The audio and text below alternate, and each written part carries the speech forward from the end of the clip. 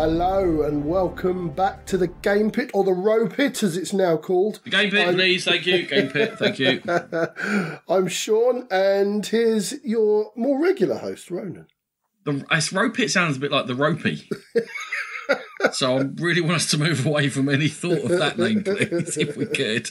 How are you, Sean? Welcome back after a little one episode sabbatical. Indeed, yes. I'm looking forward to hearing your really long episode that you've got planned.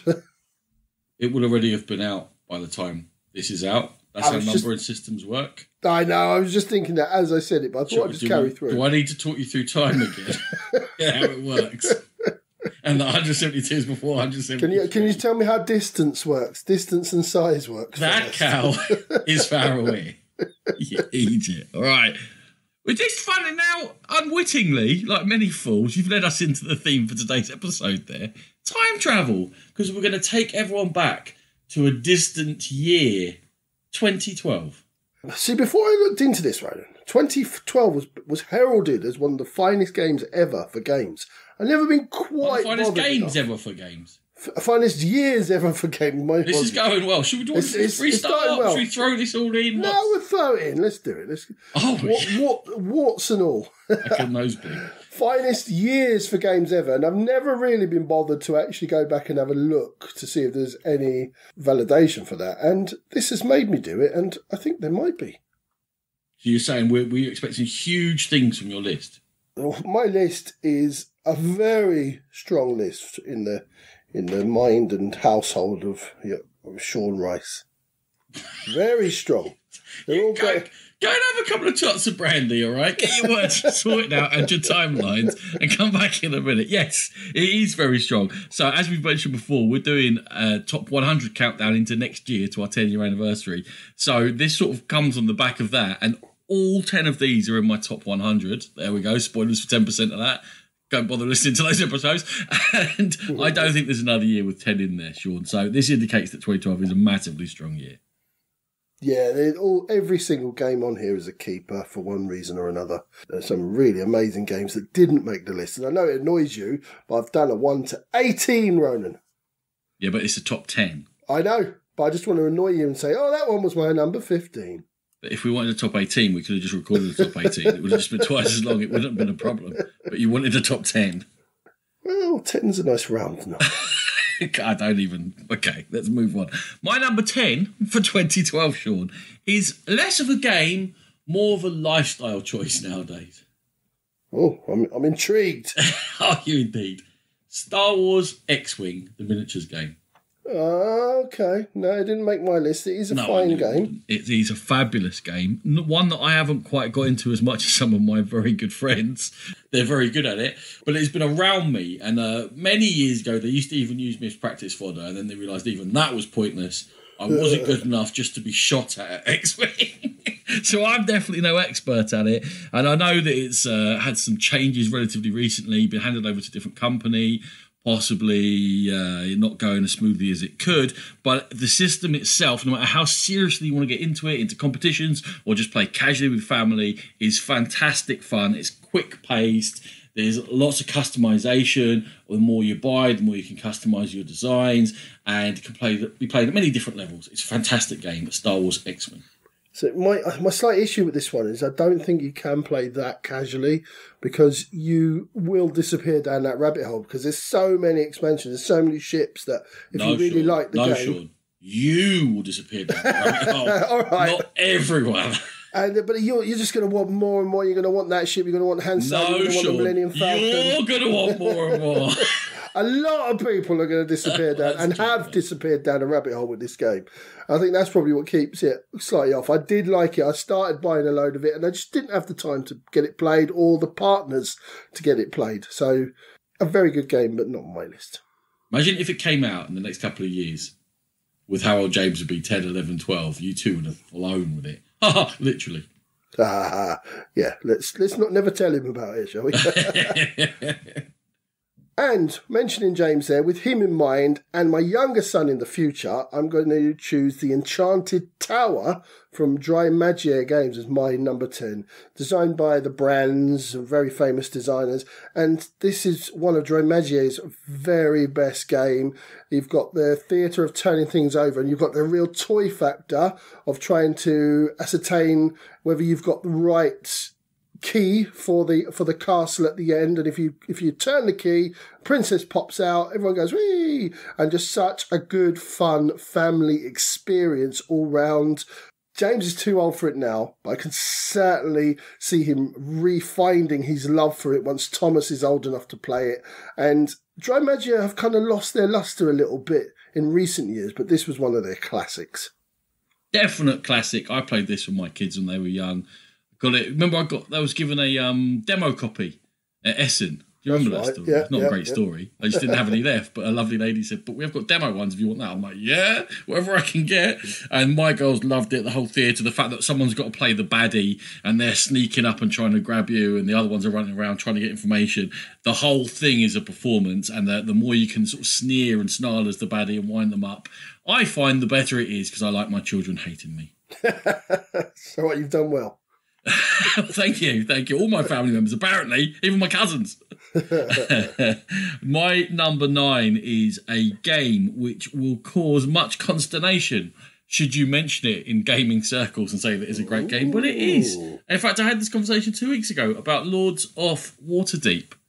Oh. It seems to be cool to diss it. I know it's going to be on your list somewhere. But Lords of Waterdeep is a worker placement game. It does do lots of things very simply, in which you're collecting resources and you hand them in for quests. It is a shopping list or a menu game. However, what makes it a fantastic game is scalability. Now, I know that doesn't make a game good by itself, but it does scale from 2 to 6 players. The second thing for me is that players build the board, so that there's an action where you can build buildings, and by doing that, you are dictating the relative scarcity of all of the adventurers, the resources, fighters, mages, clerics, and thieves. So if you are going along the line where you want to do lots of pious missions and you're going to need more clerics, you're going to want to build buildings that bring clerics into the game, because then their scarcity goes down and you're more likely to get more of them. And in doing so, there isn't a building built that brings out more fighters for the players who want to do warfare missions. And you don't know what everyone wants to do, but you're trying to bounce off each other. Secondly, it's got the intrigue cards, meaning that there is a way to sort of mitigate, and it doesn't feel too sort of stabby as long as one person's not picked on all the time. But you can mitigate against each other if things have rolled into place and lots of quests have come up that a certain player wants and they look like they're doing very well. Well, there are intrigue cards for a bit of player interaction to slow them down. Also, the spaces on the board are very tight. So when someone goes to a particular space, quite often you're like, oh, I really need to go there this turn. So it has that tension. And I just think it does a lot of worker placement things very well, and it is needlessly looked down upon, Sean. Lords of Waterdeep, my number 9. Well, you know I love this, and here's my first one, Ronan. It is literally my number 11. Just all right, Tom. All right. I can't believe this isn't in your list. I disagree. You're wrong. Go and do your list again. Okay, sorry. I do love this game, but I love everything else slightly more than it. So that was quite agonising to see where that actually came in the list, and I just had to put it slightly outside the top 10. Fantastic game. I've always enjoyed playing it. I don't know why it gets the sneers and the riding comments, because it is just a very good at what it does. My number 9 is Among the Stars from Artipia, a tile laying game where you're building up a space station, and it's got one of the mechanisms, a very simple mechanism in drafting, where you draft in every round, so you've got control, but not ultimate control, but you do know what you're passing on, so you've got the agonising decisions, you've got to be very careful where you build everything, you can chain off other people's stations as well, so you've got that interaction going on. I just think it's a really good tile-laying game, done well, and it just ticks a lot of boxes for me. That's Among the Stars. It's a good game, but it's no more than a good game, and it becomes samey. To me, I didn't find anything particularly clever, or this time I'm going to try and do it this way, or that time I'm going to try and do it in that way. You're kind of forced by the draft to adapt. It's got that whole spatial thing, isn't it, for getting power to certain places. That's called one of the main spatial drivers to it. And yeah, it's a good game, Sean, but it doesn't belong up here. So we'll just say Lords of Waterdeep's your number 9. If you just put it number 9, then you'll be exactly right. Shut up. One of the reasons it's probably up here so much is because it's one of Natalie's favourite games of all time. And so she will always play this with me. So that's the bus you're throwing me under for this one, is it? Now? Yeah. After I've dissed it. Yeah. I'm waiting for you to diss it because I knew you're ignorant like that. So I always know when Natalie's listening to an episode because my WhatsApp lights up with abuse. Okay, my number 8. I think that appreciation for this has grown on me, although I haven't played it for a while, because when I was newer to the hobby, I kind of thought, well, there must be Civ board games. You must be able to build a civilization up over time and basically play Civ, the computer game, as a board game. Turns out that's really, really difficult to do.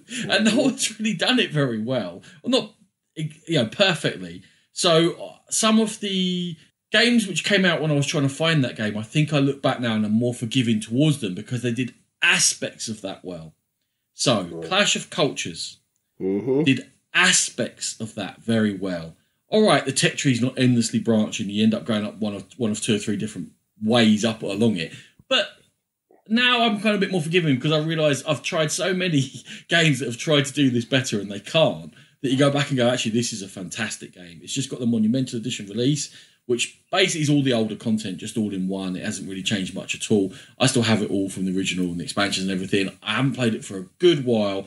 I need to get it played again. But it is a fabulous game, which I played a lot when it first came out. So my number 8 is Clash of Cultures. It was in my top 18, Ronan. It was number 17 for me. And I think the base game is very good, but I think I would only play it with the expansion that gives you a civilization so that you've got that sort of asymmetrical feel to you and you've got an identity to try and build your civilization against. That, for me, I would only play it with that expansion from now on. But, yeah, a really strong game. I think what keeps it slightly off is there's a mechanism where you sort of insert yourself in somebody else's city and you start reaping rewards from their city. And that used to really annoy me. But other than that, a really good game. Do you think it would still annoy you as much now? Because everyone, well, you and me, I think, started off not wanting to be messed with when we were playing games. But then you kind of get more used to it and it actually becomes more of a feature. I think I would go into it with my eyes a little bit more open this time. And I think a little bit easier to justify it because obviously people are trying to win the game. That's kind of a non-answer, but okay, I'll get it. That's the one you're going to give me. What's your number 8? Moving on, it's going to upset you because I'm pretty sure this is going to be quite high on your list. But it is in my top 10. Remember that. It's Legendary Marvel, the deck building game from Upper Deck. A really good, fun game. I love my comics. We talk about this game all the time, so I'm not going to labour the point. But very, very good deck building game. It's like, I'm not a big fan of the sort of co-op stroke I win, you lose at the end, but it's still a great game with some of my favourite characters from the Marvel Universe. I can't believe how low you put it. I knew you were going to be upset by that. My number 7 is Legendary and Marvel Deep. I thought it'd be up in your top 5. Nah, this is a deeply flawed game. Let's be clear about this game. This game, like, if I was going to objectively review this has got a huge issue. Scalability is a massive issue. Variety is a massive issue. No actual led by the publisher way to set up games to make sure they make sense. So you could be going through trying to set up a game and then you suddenly realise, oh, we could never win this because we don't have these sort of cards. So then you have to swap it out. The whole difficulty, I mean, if you have too few players, it's incredibly easy. If you have too many, it's incredibly difficult. It was definitely refined with the encounter system. I don't think the encounter system works for everything. I think with Buffy, it was a complete mess. With Alien, it's fantastic, and there's lots in between there. The legendary system itself has got problems. But, Sean, we're getting to play with our favourite heroes in literally billions of different scenarios now. Billions. No 2 games will ever be the same. And it's very clever the way that they've thrown up sort of different challenges and to tweak on a system that you think, how much can they really do here to bring out different challenges? And they've been incredibly creative in that way that you're always having to think slightly differently. And, oh, this time all our heroes are turning into zombies. We've got to stop that happening. Oh, this time it's destroying part of the board. We've got to stop that happening. And whatever it might be, endless replayability, but a fragile system. Use the app that helps you set up games. What's your number 7, Sean? So my number 7 is another game I'm expecting to see on your list at some point. It's Zombicide from Seymour. And the original Zombicide for me is still the one that's got the most legs. It's still the one that I go back to. I've never played any of the 2 and 3, seasons 2 and 3. I have played the Black Plague. I didn't particularly care for it. I wasn't interested in the space one. I'm not that interested in the Marvel one, to be honest, because there's so much content out for the original Zombicide, and they've just re-released it in a polished up, refined version of 2nd edition. So that shows me that there's still legs in it from the publisher's point of view, and they're still selling it. So I think it's just a really strong game, and it does everything I want it to. Yeah, this sort of defines the system that's been rinsed to death, doesn't it? That anything we go, what should we throw out? Oh, a fantasy theme. Well, that's pretty obvious. A science fiction theme. That's pretty obvious. Oh, we got a Marvel license. Quick, throw it on there. We're going to make millions. And why wouldn't you? Why wouldn't you make money for your company and your employees and all the rest of it? But as you say, the base Zombicide will do me. I know there's lots of things you can add in to tweak it around. And even when you play different scenarios, it can be slightly different. I will say that we've slightly played it to death, but it's still on our shelf, and we still every now and then we'll get it out and run through. And we've got our 3 characters each that we like to play with, and it's really good system, and it's fun. Very good, very good. Your number 6 is a little Bickle one, Sean. Oh, Bickle one! Oh, Rowley! Okay, I like a Bickle one. Okay, that's good. Okay, thank you. Just eat something quickly. It's for a group of people who are up for a laugh. It's a fake artist goes to New York, in which everyone apart from one person is going to be given something to draw on a shared piece of paper that's going to go around. Everyone's got their own colour of marker, basically. And then you add as much or as little onto the picture as you want to on your turn. As it goes round, when it gets to the person who doesn't know what everyone else is building, they also have to put something on the paper without revealing who they are. And it'll go round twice.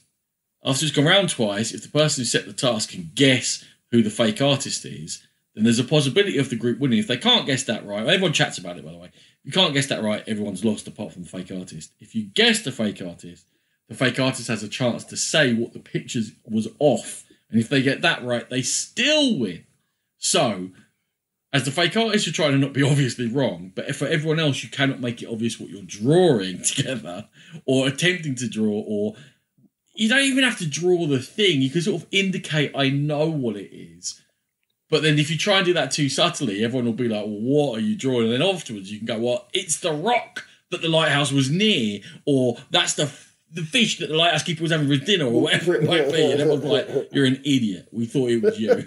Whereas the fake artist has drawn like an acute angle and then a circle somewhere else. Everyone's gone, yeah, obviously that looks like that. I'm like, well, it doesn't. They just drew 2 shapes. So it just looks, but it's very funny and everyone has a laugh. And the sort of the different colours is kind of genius. You can see what everyone's drawn and it's great. It's just a really, really clever, simple, fun game that I've played with lots of people and they've ended up buying their own copies and had a great laugh with it.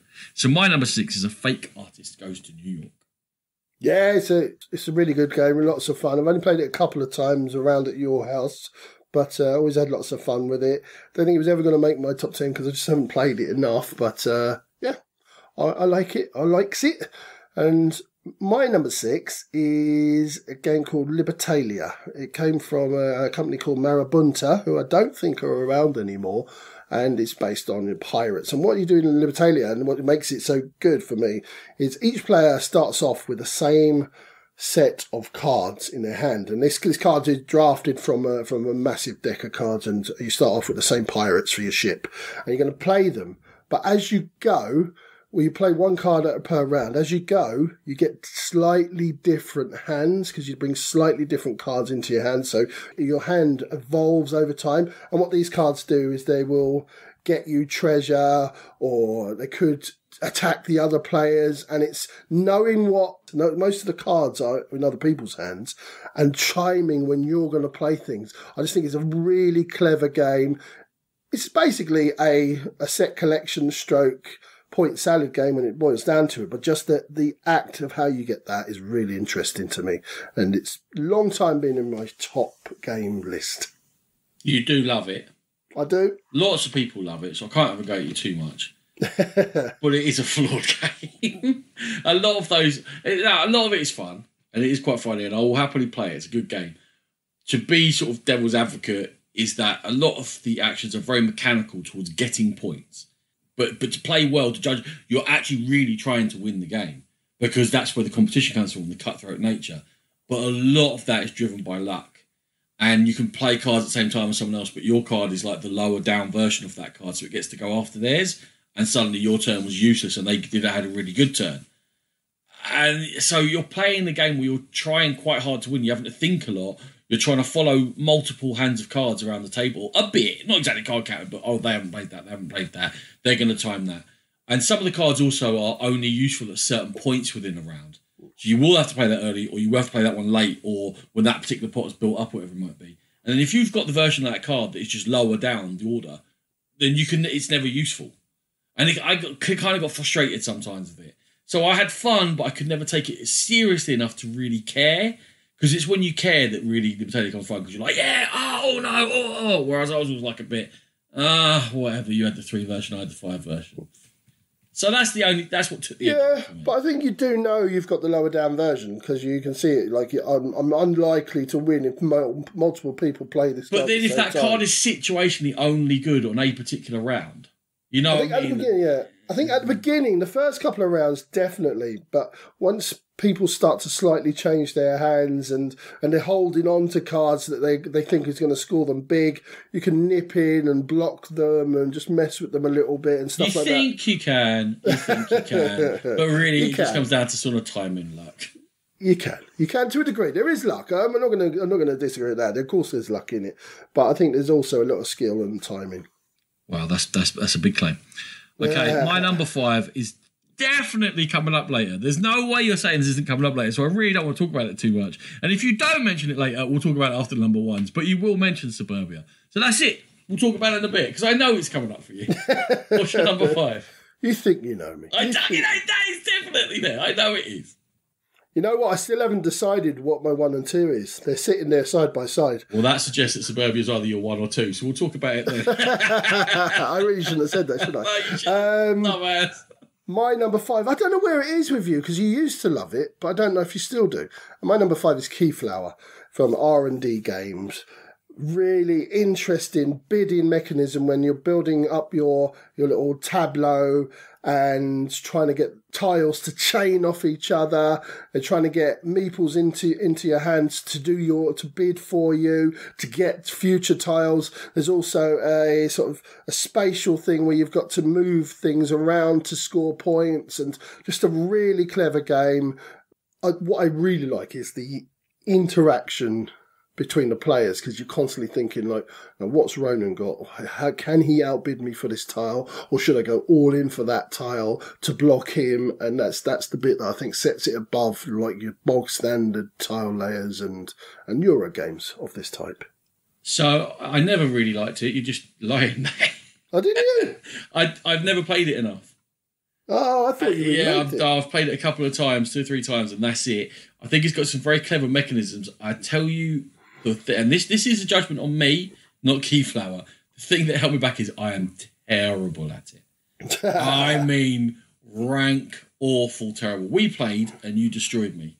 I played with Padgett, he destroyed me. I played with my other gaming friends, they destroyed me. I was just thinking, I cannot get this game. Which is weird to me, because normally when it comes to like auction games and bidding, you normally are very good at reading what other people are going to do.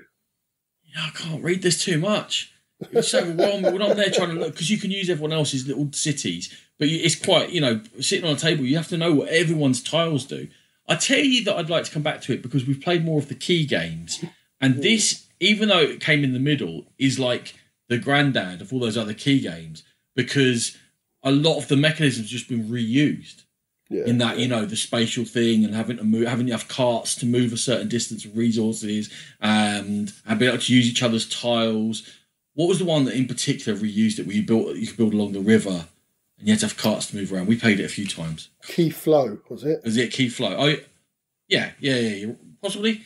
Anyway, a lot of those key games currently just go into each other, don't they? So yeah, I can understand. This is one of the ones where it's like the opposite of Legendary. Legendary objectively is really, it's not great, but subjectively is. This is the other way around. And definitely I would love to go back to it with understanding the bigger system a bit more, so that I think I could focus a bit more. But it was just too much going on. My brain couldn't cope. I'm too thick for Keyflower, Sean.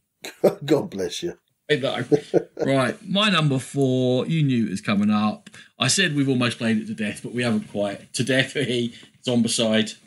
Fabulous game in its simplicity. The simplicity of what the enemy does, in what you can do, what your options are.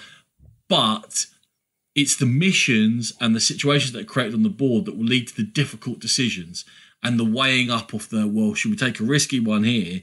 Or should we try and play safer or slower? But playing slower means there'll be more and more zombies coming out.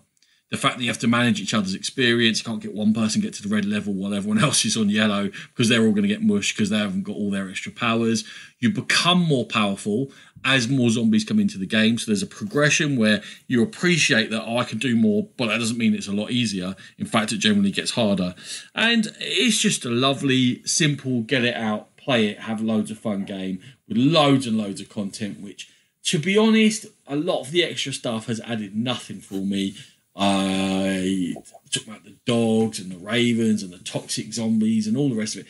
They haven't really bothered me. I still would rather just play a mission out of the compendium of base Zombicide. But it's my number 4 for 2012 because we've had dozens and dozens of fantastic games from it. Yeah, and it's one of those that you get stories coming off the table that you talk about later on. There's one in my family where I defended against 8 zombies with a frying pan. And I basically won the game for everyone with a frying pan. and we still talk about that today. We're even telling James about, you got to play this game. Daddy once won the game with a frying pan. And he's like, I want to play it. So that's cool, yeah. You know I love it. And my number 4 is a game Ronan knows I adore, and it's Dungeon Command, coming from Wizards of the Coast. A skirmish miniatures game that really, really flew under the radar, I think. You're playing your miniatures onto the board with using a card system, and I think the game is just so well balanced, really interesting and different factions that all play slightly differently, and you have to really sort of get into the mindset of how they should play. And I don't think I've ever had a game that didn't go down to the wire. It's just so well balanced. And again, a game that makes those stories that we talk about. I'll remind you about my Umber Hulk, Ronan. You shan't remind me of your Umber Hulk, or I should go into a raging rage about your Umber Hulk. It's a fabulous game. Really a fantastic game and deserves much more attention. I will say that this is just outside my top 10, probably. I didn't number my 11 to 18 because it was a top 10, Sean.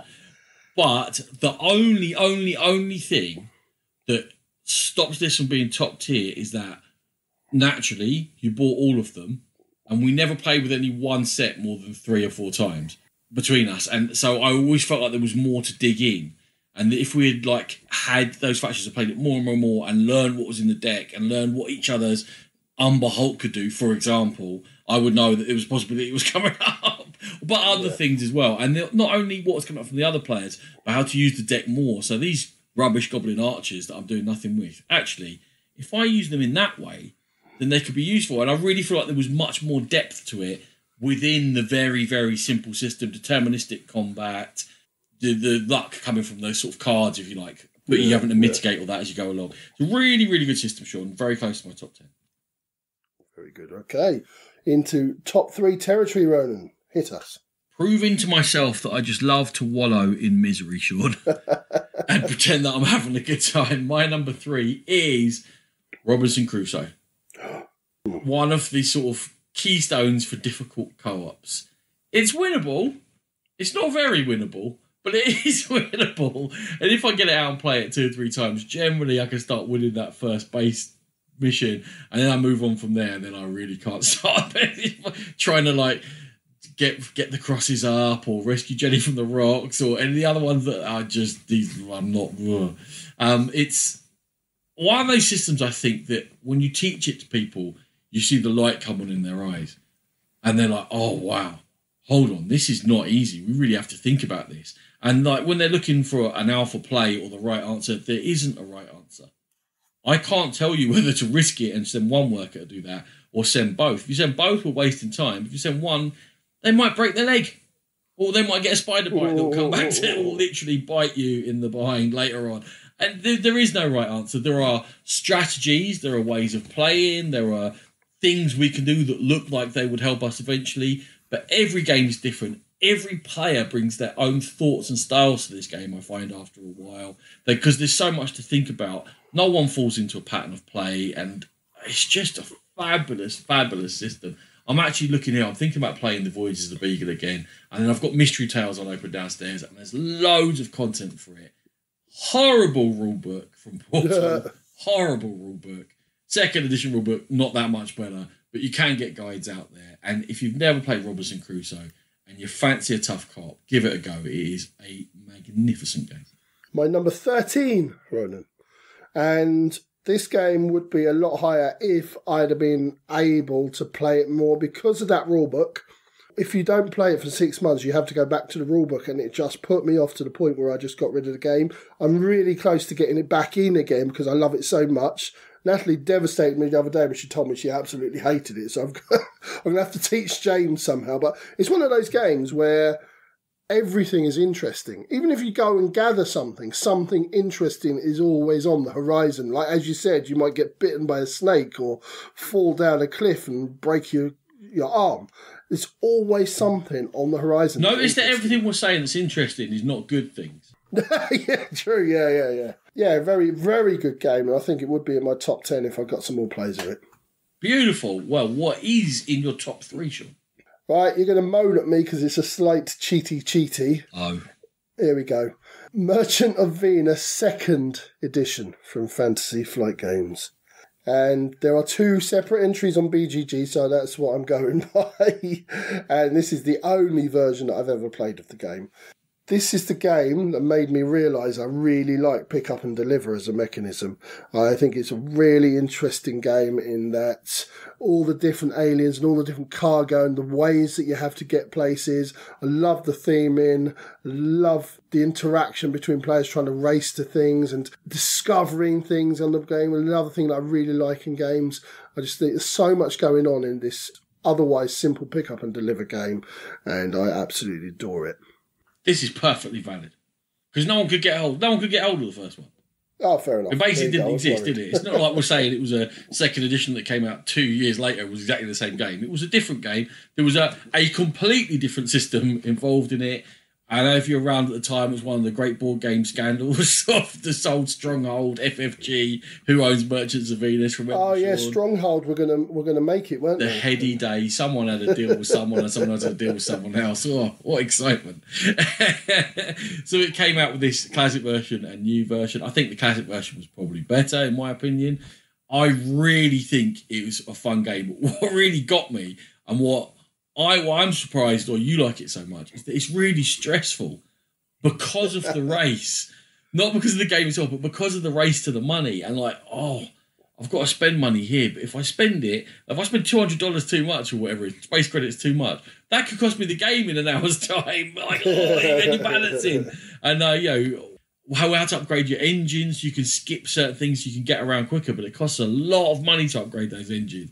And are you going to make enough long-term distance deliveries to make it worthwhile? And that's all driven by you, which is one of the geniuses of the game. This is the same answer for you on my Robinson Crusoe. I just have not played it enough. I've only played it a couple of times, so it couldn't get in my top 10. But again, it's knocking on the door. Man, I haven't thought about this game in years. If you still got it, I might make you. Oh, yeah, definitely. I've got it. We might need a 2012 nostalgia weekend here where we play a load of these games. It might have to be done. I'm looking at my list of games and hearing your list and going, I really want to play that. Yeah. We've hit that level. Right. Well, my number 2, I'm pretty sure won't be on your nostalgia hit list that you really want to play it. It is close to gaming genius. It is a fabulous game which kept me up into the wee hours again and again and again, and we still take it out with us and we still play it, usually the Batman version. Sean, it is Love Letter. It is Love Letter. A fabulous little game of bluffing and guessing and pretending that you're really smart when you've just had a fluky guess and being all up in each other's grill and giving it all of that and then not actually finishing off the game and getting all of that back and laughing, and there's patterns to it, but you never quite know exactly what's going on until the very end. It is possibly the greatest short game / filler / whatever you want to call it ever designed. It is right up there in my top games of ever, and it is lovely. My number 18. I'm shocked. Oh my God, that is a redemption story. You could write a book about that. Yeah. I am coming around to the love letter. Love. James loves it. We make Natalie play it all the time. And yeah, we really, really enjoy it now. And the older James gets and the more sort of sneaky. The more sneaky he gets. The more sneaky.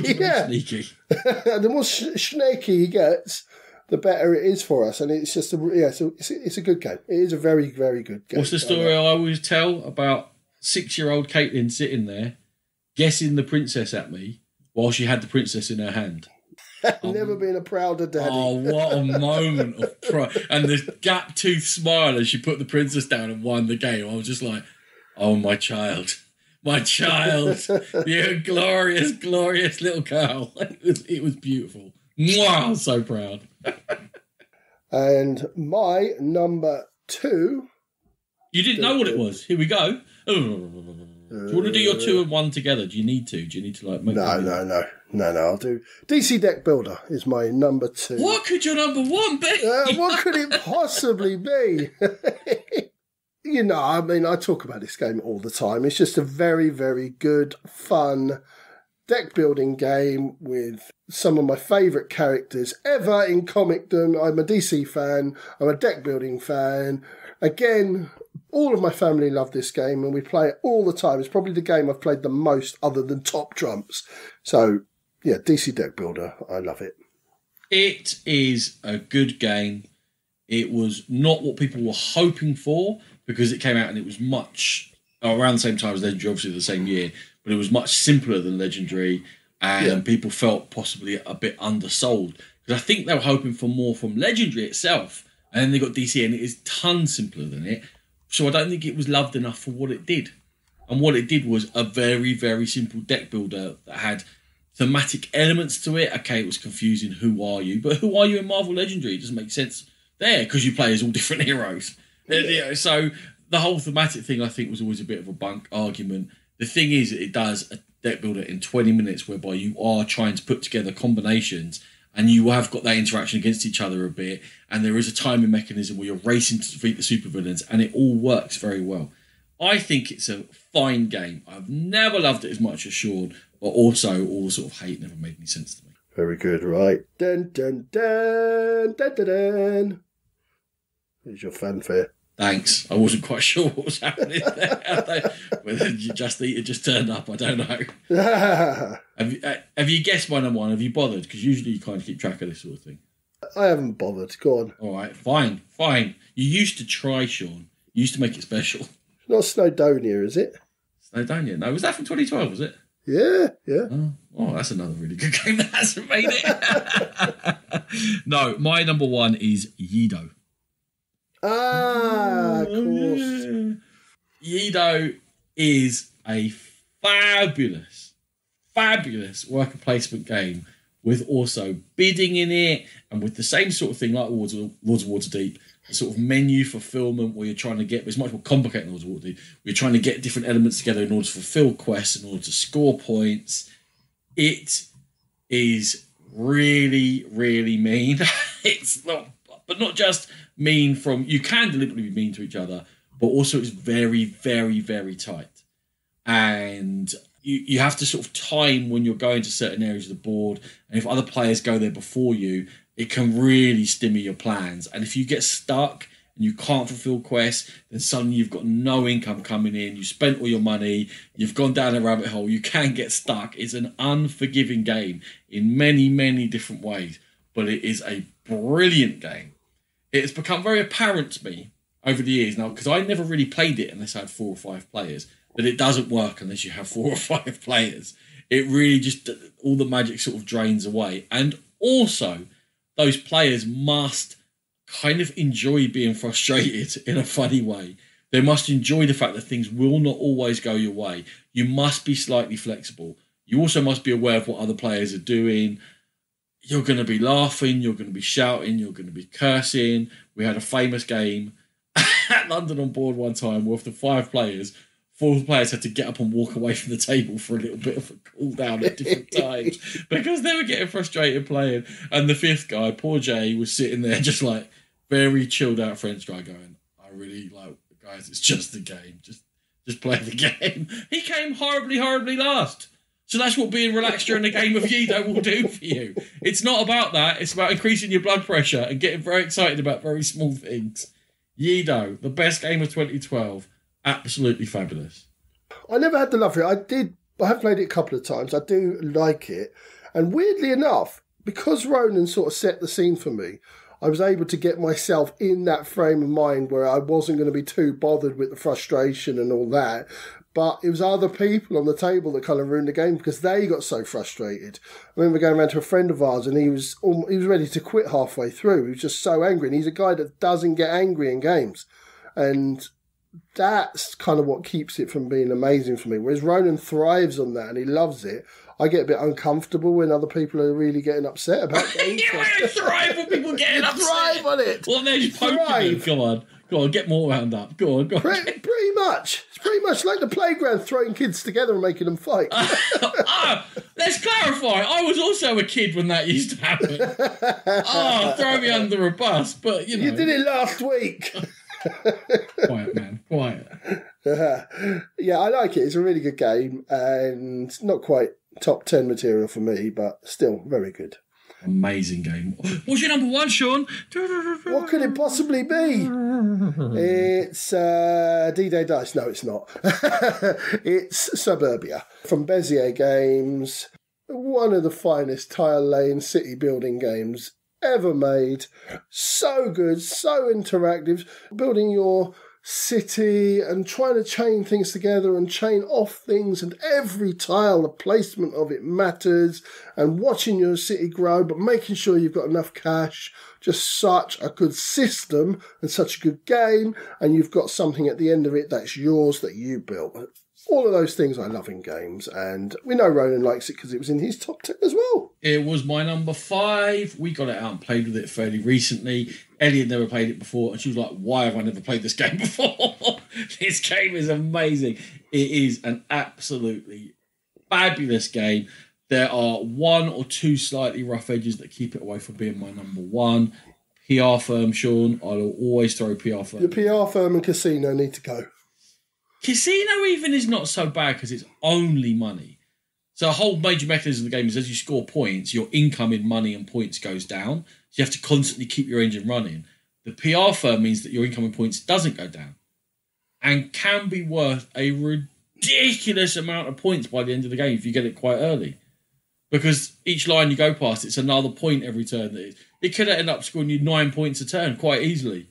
And it's like, what you kind of in a game where, you know, how much did normal buildings score you? A few points, not that many, not 9 a turn. Hate that tile.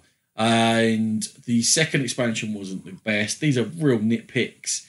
It can be hard to keep track of everything. You kind of can get to a point where you're, I forgot to add this for that, and that green building over there should have added 1 to this, and I'm not now quite sure where I should be. Those are minor nitpicks. It's my number 5 game of a very, very strong year, and it's in my top 100. And it is fabulous. And more importantly, it's about creating your own combinations. The whole bidding system is fantastic. When is something worth it to me? But not only is it worth it to me, is it ever going to come round again to me? So should I overpay? Because this is my only opportunity to get it. Like you say, the spatial aspect, Sean, it's got so many great features. It is definitely a worthy number 1. Cool. I'm just going to quickly run through my other ones, Ronan. Well, that's cheating. Lords of Waterdeep and Level 11. Number 12, D-Day Dice. Fabulous really game. Good game, yeah. Love it. Number 13 was Robinson Crusoe. 14, and we know Ronan hates this bad boy, Zolkin. Yeah, I don't. Number 15... It's one of those hit and miss fragile games, but Spartacus for the hits, it was magnificent. Number 16, Snowdonia. Number 17, Clash of Cultures. And then obviously number 18 was Love Letter. Spartacus would have been in here, definitely for the first 5 years after 2012. For sure. I absolutely loved the game. Had some incredible games of it. Like you say, really hit some incredible highs. I think it's probably in my top 10 ever at one point. But some of the games ended up going not quite so well. Sometimes people could learn how to super power up certain gladiators, which took the whole fighting aspect out of the game. And then finding the right game length became difficult because once you got good at the game, the quick game was too quick. But even going to the medium length game would take 3 or 4 hours, and a long game was like a 6 or 7 hour game for a mechanically quite simple game. So then you start having to judge the group around the table as to what version of this shall we play. And if we play the quick version, I'm going to destroy you because I know the game and you. It was always hard to find that group as well because you had to find people of similar experience with the game.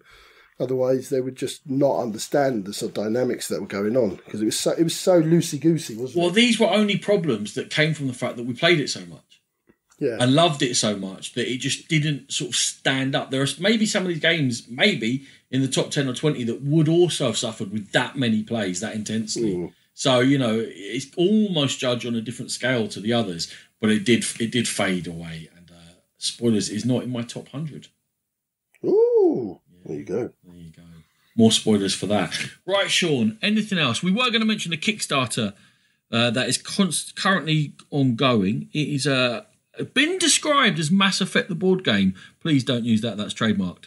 It's called Rogue Angels, Legacy of the Burning Suns. It's from Sun Tzu Games, Emil Larson, and it's a whole science fiction thing on a cooperative campaign in which there are many different characters you can choose from. They're little sort of standy things, and you're going on various missions. You get different upgrades, different cards to upgrade your characters, and you're making decisions to go through. You won't play all the missions in any one campaign. I think I'm reading quickly here, 70 missions.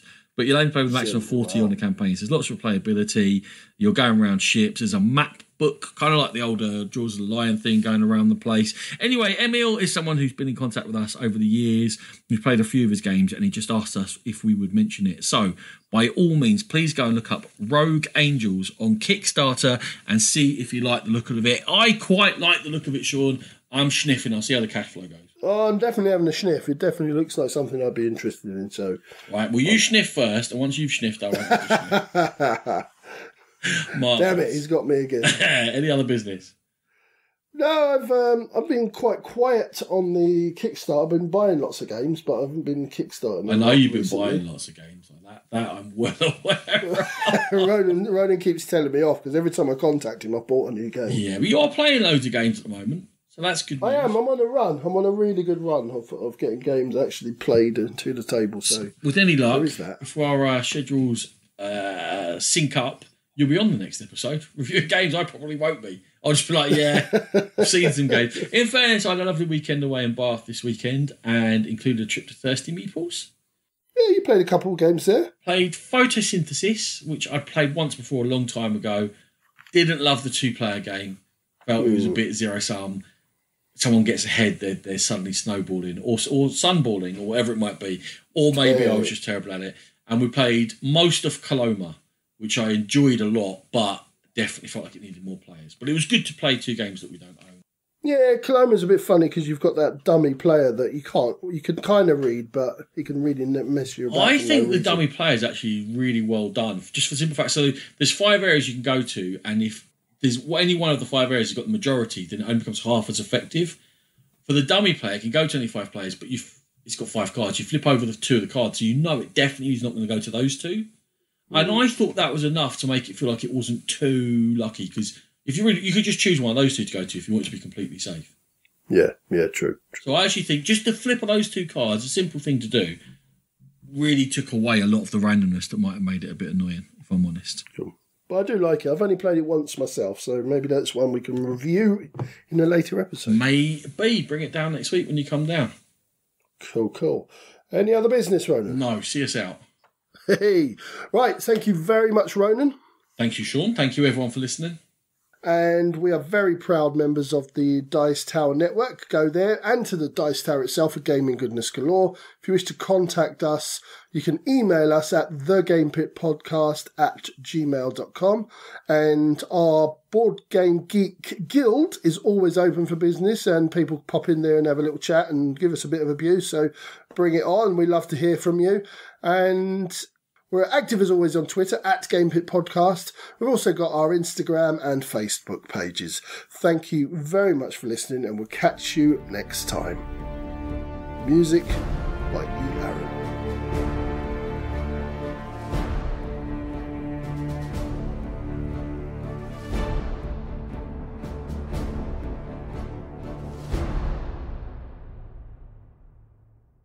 Bye bye bye bye bye bye bye bye bye.